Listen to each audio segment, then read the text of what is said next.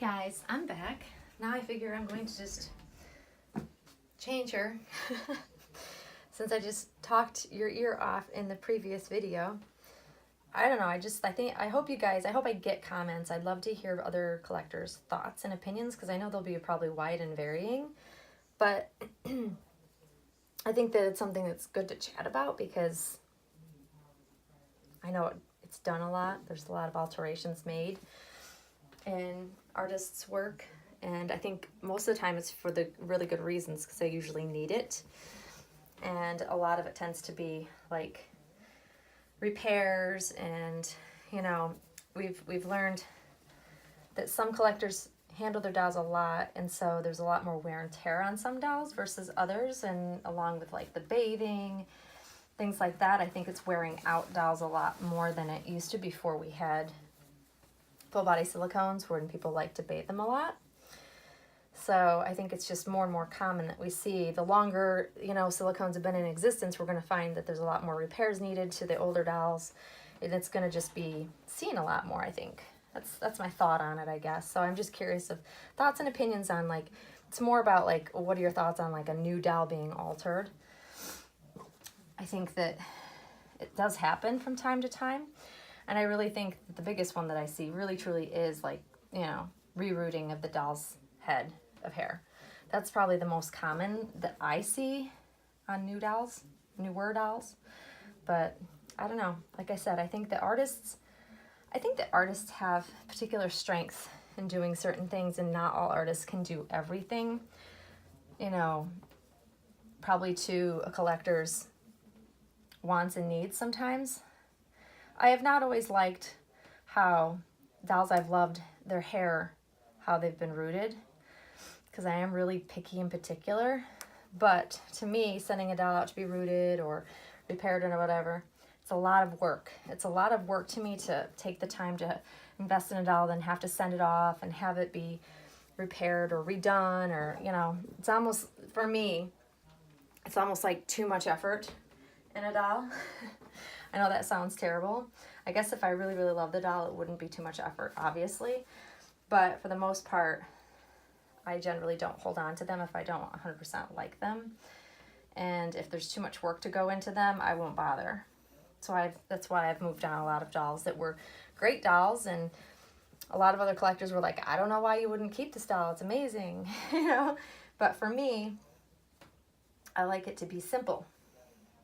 And I don't want to have to put too much effort, I guess, into fixing and repairing because it costs more money, and it's just more money invested in a doll that you already have money invested in.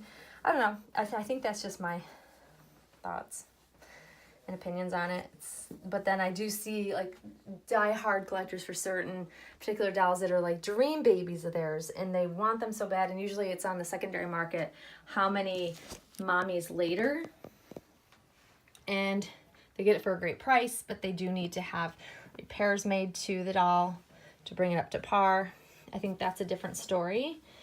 It really just depends. It's like I said in my previous video, it's a very gray area. It really, really is.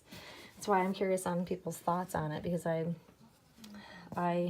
look at it and go, ugh, I'm gonna have to invest more money in this. Ugh, I'm gonna have to find an artist to fix this. You know, that's how I look at it, I guess, because I don't have a lot of artist friends that are able to make repairs. Most of my artist friends are very booked up and way booked up for forever and a day to even have a doll, you know, fixed, rerouted, you name it, any of those services.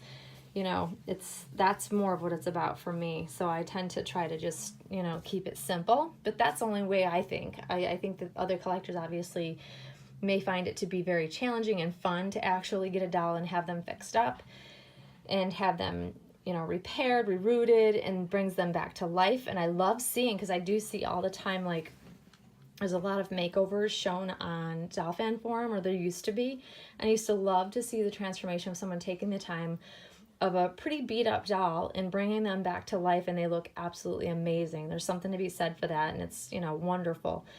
I myself just don't think I have the patience in which to do that, because it's a huge investment of time, money, and, you know, finding the right artist to do the work for you.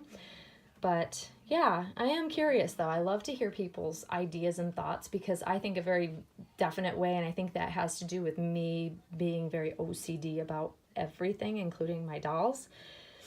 And other collectors don't think that way. So I love to hear others' thoughts because they're so different and kind of makes me think of a different point of view, I guess. And I don't know, I just love hearing other people's thoughts and feedback and, you know, their opinions.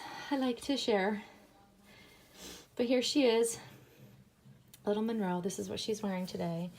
This says little keepsake around the neck. And then she's got these little safari animals, which I love. I love this 3-pack set that I got. This is another one from Next. This is the up to 1 month size. You see it fits her quite well with a little bit of room. And this came with the watercolor animals sleeper and then a cream colored sleeper with stars, with gray stars on it. And I love all 3 of them. I thought I wouldn't like the one with the stars because it's kind of so gender neutral, but I absolutely do love it. I love it on her.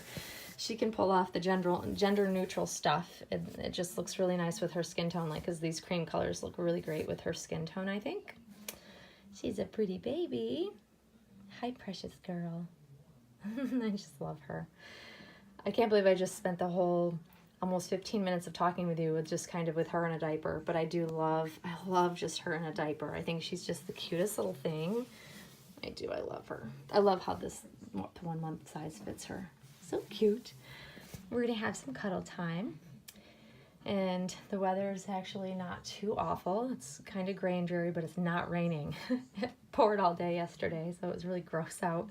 So I'm just glad it's not, you know, a downpour of torrential rain like it was yesterday. That's an improvement for me. But yeah, there she is, guys. My precious baby. I love her. And I've realized I pat her head, I pat her hair. I'm always like petting her. I don't know, I don't know why I do that. I just do. But you'll notice that I do this a lot in all of my videos, and I just don't even realize I'm doing it until after I'm like watching myself do it. So my apologies if it's annoying, but I'm always like see something and I like want to pat it down. OCD. I wish I wasn't that way. But no, she has a great head of hair. So I wasn't referring to this baby and, you know, the whole not being happy with her hair. I love this baby's hair. I think that Claire rooted her perfectly. And it was to Sonia's liking, and Sonia did great because she's got an awesome head of hair.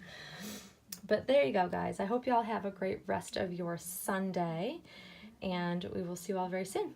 Thanks for watching. Bye-bye.